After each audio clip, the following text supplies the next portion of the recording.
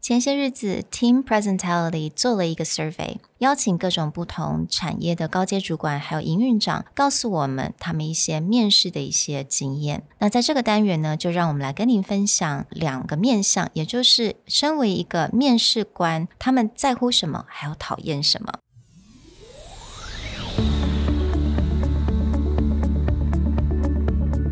Hello， 欢迎来到 Executive Plus 主管与沟通力的 podcast。I'm Sherry, an educator, certified coach, and style enthusiast.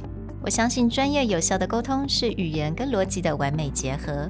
And I'm Nick, a startup consultant, corporate trainer, and late-night gaming junkie. I believe great communication requires the right mindset and solid frameworks. 我们希望带给大家职场英语的技能、跨文化沟通技巧与其他能帮助您成为出色领导者的工具。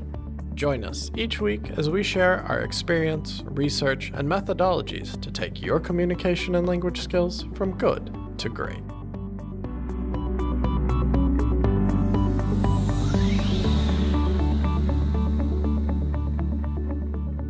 Hey everybody, welcome back to the Executive Plus podcast.A few weeks ago, we reached out to close friends, clients, and people we know to be in management positions or owners of companies. And we asked them about the interview process. What are the things that they have seen that just makes them want to hire someone on the spot? And what have they seen that just makes them want to kick the person out of the room on the spot?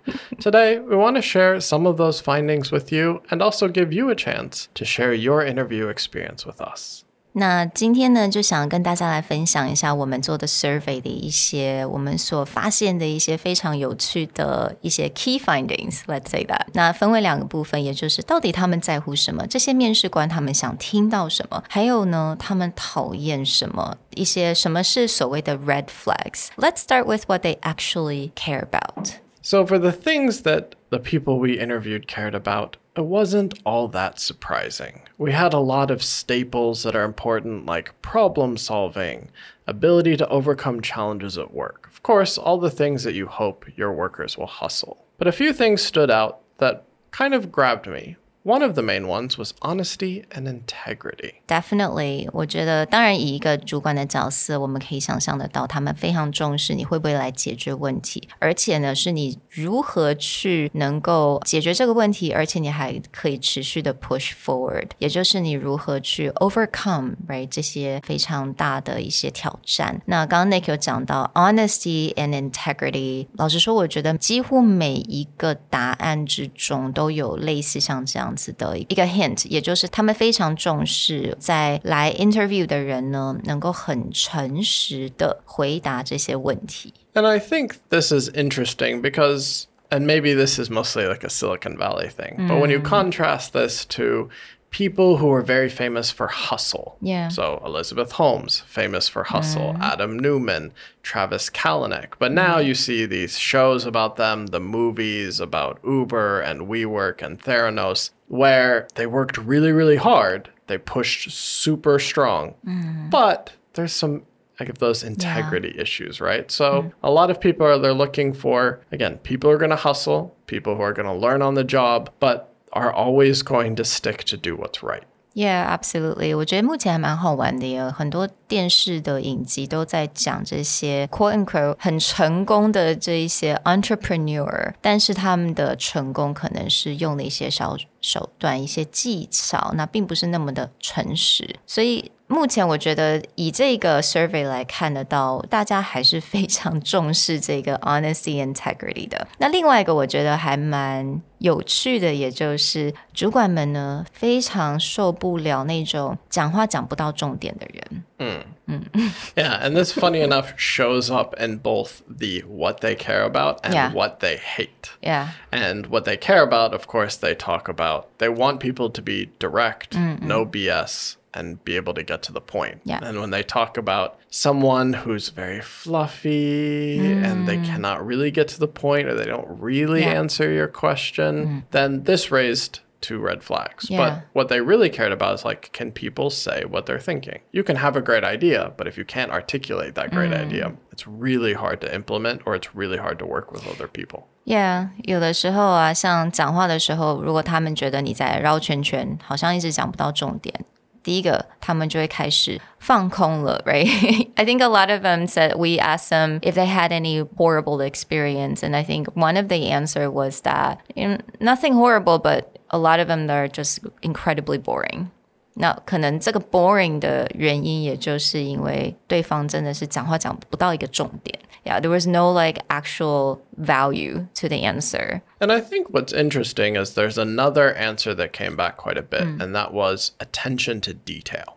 And so a lot of people probably think, okay, if I'm detail-oriented or attention to detail, then I should talk about all the details. But what I think happens is what the managers are looking for is someone who can get to the point. But if you have follow-up questions, if someone wants to dig deeper, you show that you have a mastery of what you're talking about. It's not just, I can say I'm an expert in this field and maybe give you my work projects. That sounds like, okay, good. They're getting to the point. They're clear about what their skill set is. But then that second level is if I ask a follow-up, and this is also back to the honesty and integrity, can you explain the detail? Can you tell me that you really understood how this worked or why this was successful or why this failed? 那另外一个我们刚刚讲的比较多是关于到在讲工作上一些 hard skill 的一些问题。那如果今天面试官在问你，比如说你平常喜欢做什么 What's your interest? 那这个时候其实也非常的重要。某一些面试官非常的注重你在平常在工作之外有没有一些活动是你非常 consistent 会去做的，比如说去跑步、去健身、去做瑜伽，而且是能够说得出来是你已经做了很久，而且是第一个非常 consistent, right? Every week, every other week, 而且你是已经持续了一段时间了，因为这一点呢，其实可以能够让对方感受到你是一个非常 disciplined 的一个人，那这个也是很重要的一个部分。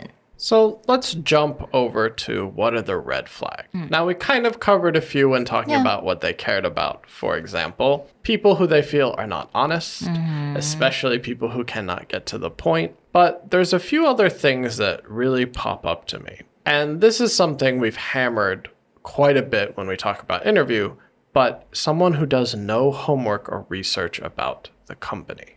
It becomes really obvious. Yeah.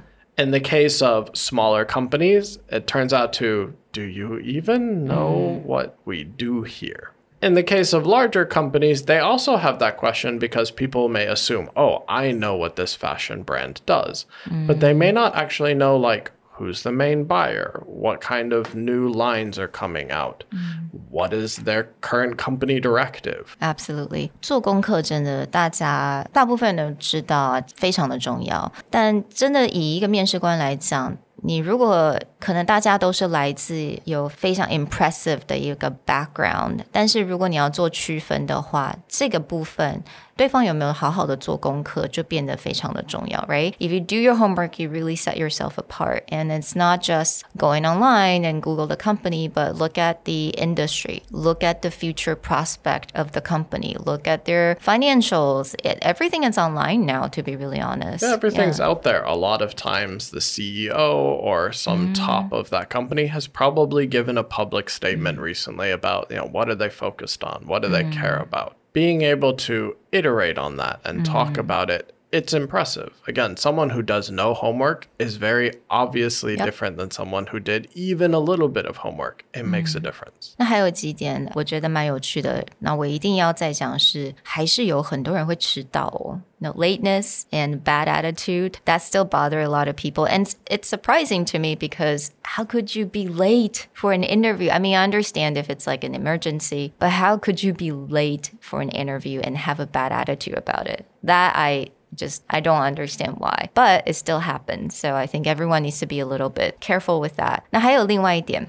当然这个呢可能跟产业稍微有一点关系，跟你的职位，但是请大家不要小看你的穿着，你去做 interview 的时候，你的穿着，比如说衬衫有没有烫？Did you iron your shirts yet? Is it all wrinkled? Did you wash it? Is it coordinated? 这个部分其实面试官也会去注意。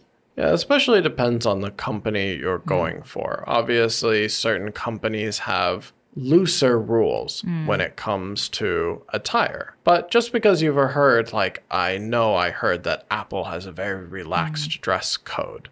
At the end of the day, someone's first look at you, they're going to judge you, whether they're on board with their company's dress code or whatever, they're going to look at you and make a judgment. Yeah. I've met managers in Taiwan's Google and Apple, and they dress pretty well. Yeah. So once you're in there, can do what you want. But for the interview, just step it up a notch, walk in, make sure that you at least look clean and presentable. Yeah, I mean, 就算你想穿 T-shirt 也是可以烫啊。I think it just make a little effort and then everyone can tell. And another thing that I think this goes along with being not honest or being not getting to the point is sugarcoating. 他们真的很讨厌 sugarcoating. If you go heavy on the adjectives but no example, that's one way to sugarcoat. Or if you go very heavy on the skill set, but you have nothing to back up, whether it's a project or a team thing. We've talked a lot about numbers. Numbers are really important. But if you cannot articulate why that number is connected to something you have done, like, oh, I've been on teams that helped produce a $2 million project. Sounds nice. Yeah. But what did you do? Exactly. Were you integral to that project? How did you contribute? What would you have done differently? All of these kind of things make that number more impressive, or it just sounds like, okay, you were on that team.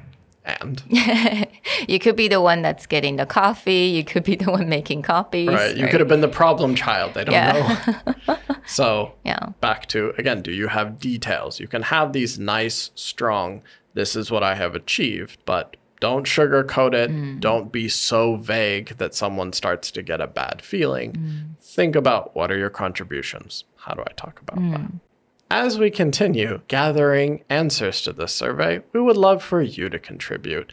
If you are in a leadership, management, or hiring position, share with us in a very quick 5-minute survey about your experiences. What do you like? What do you hate? What stands out in your mind? We will be compiling this, and at the same time, we're actually reaching out to connections, friends, colleagues back in the US, compiling answers there, and at some point we'll do a nice, fun cross-cultural survey. Yeah. So we would love your contributions so we can look more at this going forward. Yes. Links are in the description. 所以想号召所有的主管们，那因为我知道在我们的 community 里面有非常多的主管，你们也可能常常得面试一些人，所以希望呢大家也能用一些时间能够帮我们做这个 survey， 希望呢也可以彼此大家能够帮助所有的人，我们都能够一起成长，一起了解到底现在的主管要什么，讨厌什么。Really appreciate your time. Thanks for joining us, and we're looking forward to your answers. Bye. Bye.